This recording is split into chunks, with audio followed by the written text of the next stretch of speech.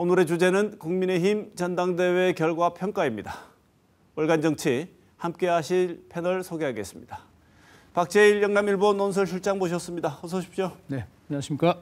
김영권 더불어민주당 전 국회의원 나오셨습니다. 어서 오십시오. 예, 안녕하십니까. 네, 그동안 어대한 얘기 많았었는데 결국 어대한이었습니다. 별로 큰 이변은 없었는데 총평 먼저 두 분께 듣고 말씀 나눠 이어가겠습니다. 먼저 민주당 쪽에서 보시기에 이번에 선거 결과 어떻게 보십니까? 일단 재밌게 봤고요. 아, 남의 집 잔치도 이렇게 재밌을 수도 있구나 이 생각을 했습니다. 전체적으로 한동훈 대표가 될 거라고는 생각을 했지만 생각보다 더 많은 득표율이 나왔고 그리고 흥행에는 일단 성공했다 이런 생각을 합니다. 네, 나무집 잔치가 아니고 강건도 불구경을 하셔가지고 재밌었던 거 아닌가 싶기도 한데 박 실장님 어떻게 보셨습니까?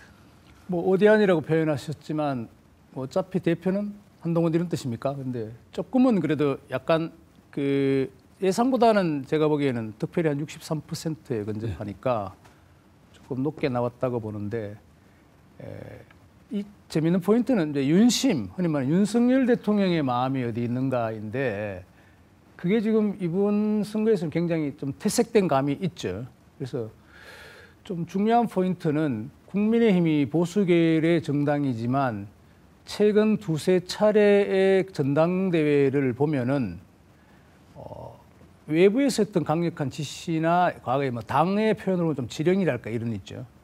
그런 부분이 좀 작동되기 어려운 이제 시절로 접어들어간다. 그러니까 당협위원장이나 국회의원의 뜻과는 달리 당원들의 뜻이 굉장히 좀 다를 수 있다.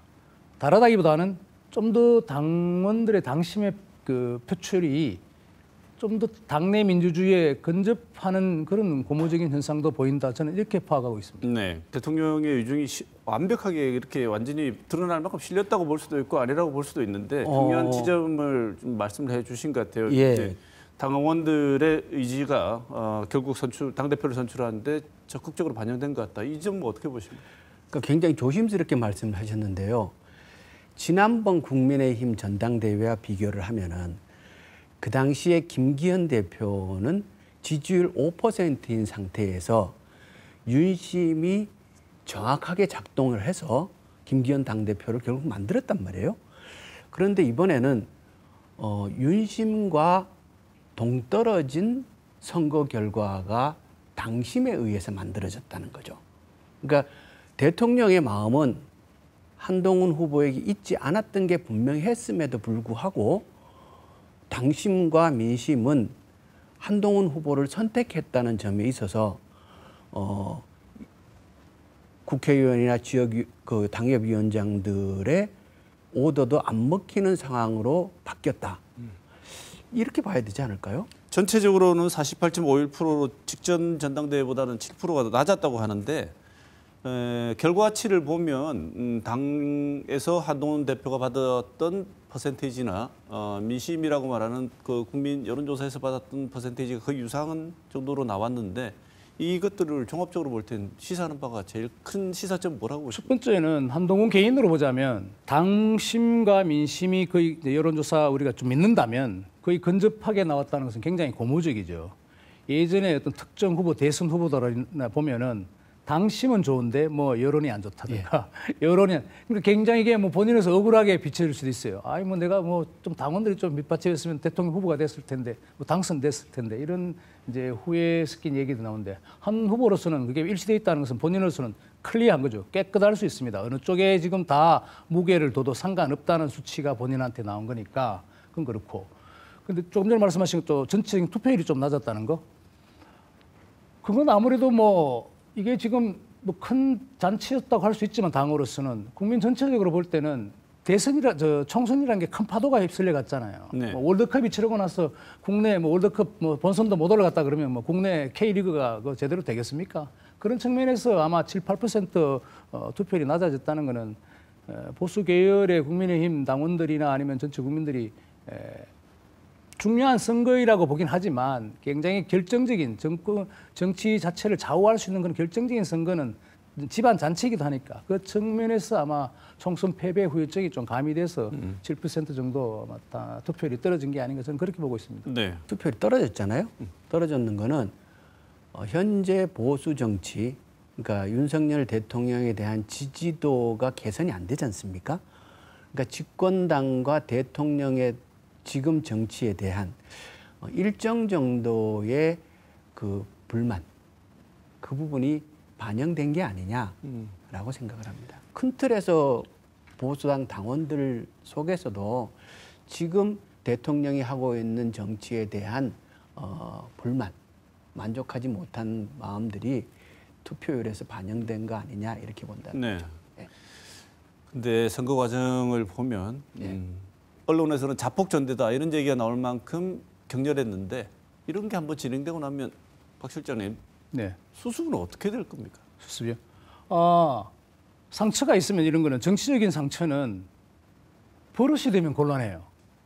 이게 한번 거리로 나가서 뭘 투쟁하잖아요. 그 계속 거리로 나간다면 국가적인 그 동력이라든가 안정성이 떨어지듯이 정당도 마찬가지죠. 이번에 뭐 유튜버라고 하지만 팬덤 정치의 폐단이다 이렇게 해서 자기들끼리 와서 막 치고받고 뭐 몸싸움을 하고 이렇게 했잖아요. 과거 뭐 60년대, 1960년대, 70년대 민주당 계열에 이제 개파 정치를 할 때는 거의 뭐 강목도 들이오고 막 이랬잖아요.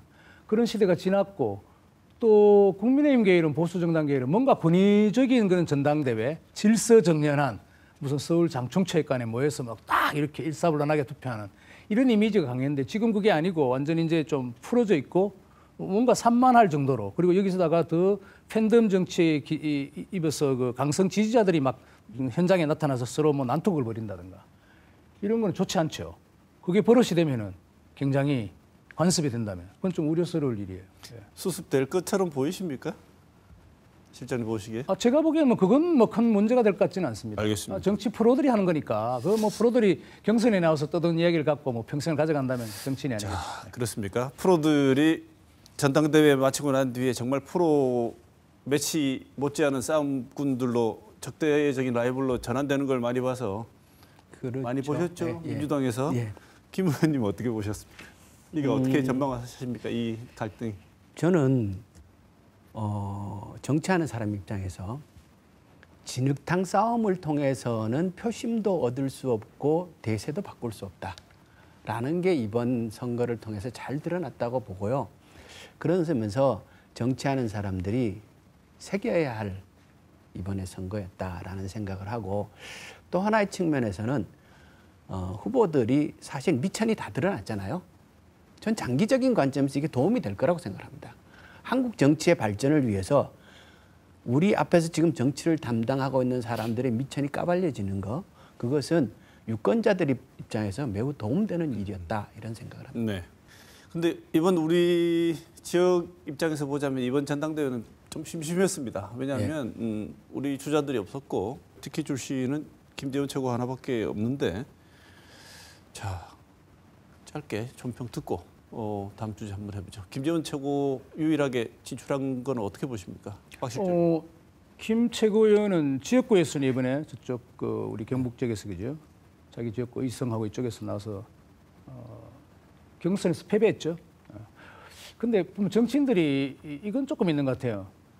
지역적인 단위에서는 굉장히 자기 지배력이 강한 정치인이 있는데 전국 단위에 나가면은 좀 맥을 못 추는 큰 시장에 나가면은 이런 정치인이 있고 또 반대로 전국 단위로는 굉장히 이름이 알려져 있는데 그 특정 지역에서는 또 패권적으로 자기가 국회의원직을 수행하지 못하는 그런 경우도 있어요. 이번에 민주당도 지금 보면은 뭐 정봉주 전 의원입니까? 그렇게 지역구를 지금 사수할 수 있는 그런 입장은 아니잖아요. 자신의 개인 이력이나. 근데 투표를 해보니 민주당 내에서 최고위원 투표죠. 지금 1등이죠, 오늘까지는. 그런 상황이 있는데 좀 묘한 부분이 있어요. 미래에 관한 어젠다는 한동훈 후보가 선점을 했고 거의 독식을 했어요. 그런데 선거 결과는 한동훈 후보가 압도적이었단 말이에요. 그러면 국민의힘의 변화가 미래지향적으로 바뀌어 나갈 수밖에 없는 상황에 왔다고 봐요.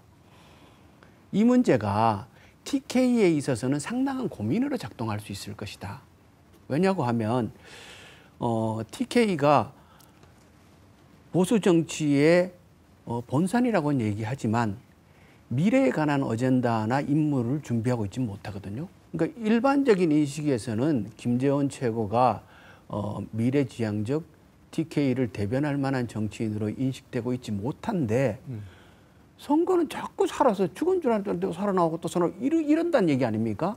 이거는 우리 입장에서 굉장히 큰 고민을 안긴 거다 이렇게 생각합니다.